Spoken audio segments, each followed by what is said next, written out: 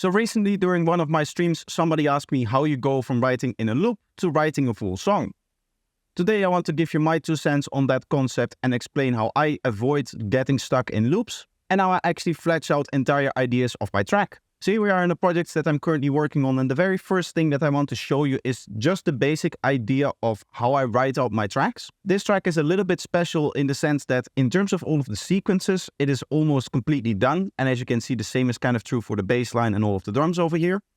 Whereas for stuff like the one-shots and some of the atmospheres and some of the vocals, I still need to do a lot more work, as well as maybe add a few extra effects here or there to finish off the track. So it is written in a little bit of a strange way in that there's whole segments where the main idea is already there, but all of the details are still missing. So it is written in a little bit of a strange way in that for a large part of the track, the main ideas are already there, but the details are missing. And the reason why I work like this is because it allows me to work in a way where I never have to make an actual loop. And that is going to be the main takeaway of today's video, is that at the end of the day, you're not trying to write a loop, you're trying to write a track. So when you have an idea that you're initially encompassing in a loop, it is really hard to see how that idea is going to flesh out when you actually put it in a track.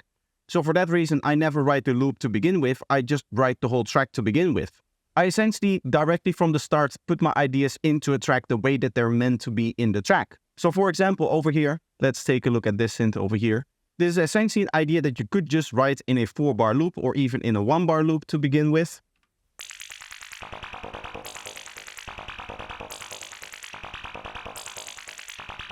You can hear it's just the same thing repeating over and over again. There's a little bit of a change to it in that there's a slight modulate, in that there's an automation that is going up that is slightly upping the filter over time. But just looping 1 bar, you'll essentially get the idea of the track that I'm going for here.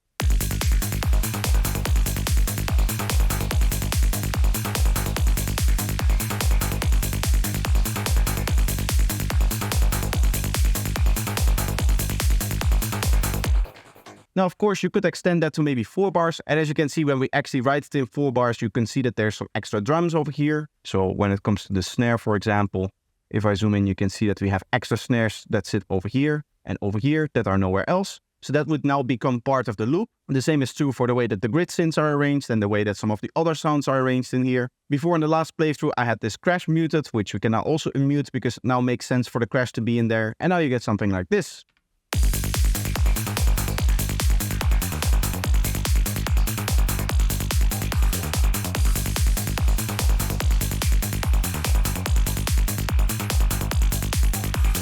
So this can be a really good way to just see if a sound fits. Maybe in a kick and bass you have a certain sound and you want to see if it has enough space in the mix, or you want to see if that is kind of like the idea that you're going for initially for the track.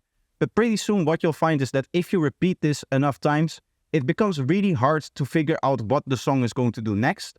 So when it comes to that kind of stuff, that is why I write it immediately in just the form of a track and not in a loop. At the end of the day, if you want to have the idea of a loop, if you want to use the loop to maybe figure something out, maybe you have a particular workflow that only really works in loop format, you can still loop stuff in a full project. What is harder to do is to figure out where you go from a loop into a full track. How does maybe the loop that you have, how does it fade into that idea? How does it fade out from that idea? How does it transition in a way? How does it evolve over time? All of those things are a little bit harder to figure out if you just have a small part of a track and not the full track as a whole. So for example, I'm really happy with the transition into this idea, which sounds something like this.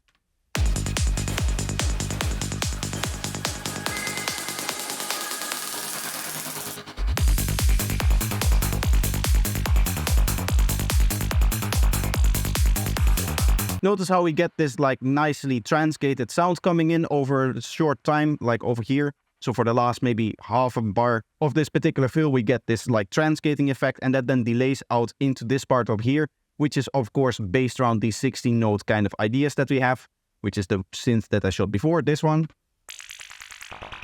You can hear the same kind of rhythm over here, but there's also other synths in here, like this one.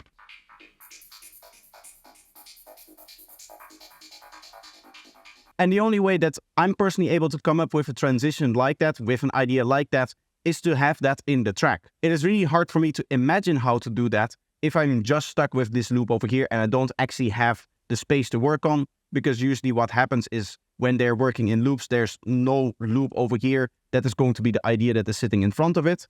people don't tend to work when they're working in loops already like structured towards the final track, right? So when it comes to the idea that is going to happen before this idea over here, it's not like over here that they can quickly have a listen to, okay, how am I going to transfer into that? And then you can look into the loop itself over here. And of course, the same thing is true at the end of this thing when we have to transition into the next element.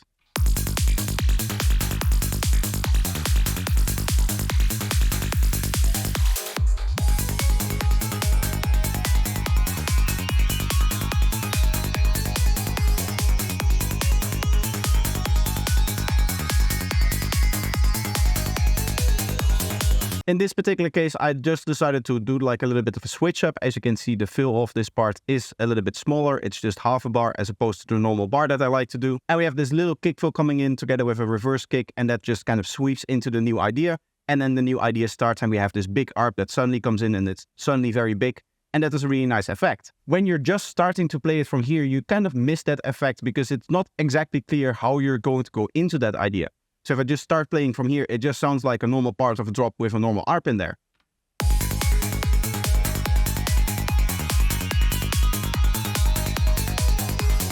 This idea of, okay, we're going to sweep into it and it's suddenly going to open up and it's suddenly going to sound very big and very melodic and very almost epic sounding. That is maybe a good way to describe it. That only comes from, one, the synths that you're playing before that because of that contrast. These are very short synths and they're not melodic, so they act as a contrasting element to the elements that we're transitioning into, but also the particular way in which this is written with all of the kick fills and all of the other drums kind of stepping back for a little bit. Of course, the bass line stopping for a little moment over here, giving the listener a little bit of time to kind of realize that the transition is about to happen before we get that reverse kick, and then suddenly the whole track opens back up again and you get that big melody that is now sounding epic. That whole effect can only come from the transition. It doesn't actually come from the segment itself. Of course, it comes from the elements that you're using over here, but the real effect is actually coming from the way that you transition into those elements and not necessarily the elements on their own. So that is kind of how I do it. That is kind of how I write my music, and the whole idea of using loops is something that I don't really subscribe to.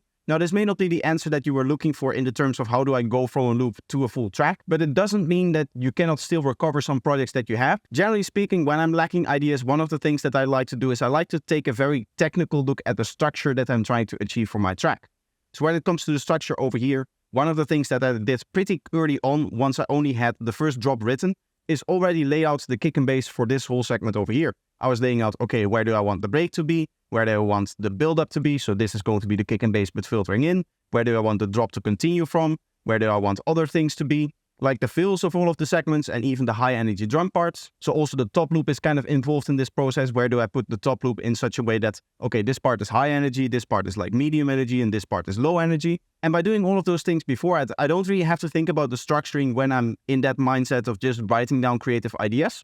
I can just adapt the creative ideas to the structure that I already have. And that is something that you can do with your loop. If you have a loop that you really like and you have an idea that you really like, just try laying out the structure of a track with just the kick and bass and the top drums maybe, add a few crashes, maybe a few effects, whatever you need to determine the energy and the kind of like general flow of the track, and then start adapting all of the ideas that you have into that actual track. So that's it. That is everything that I wanted to talk about for today. I hope that you enjoyed it. Let me know if you did by leaving a like and making sure that you subscribe.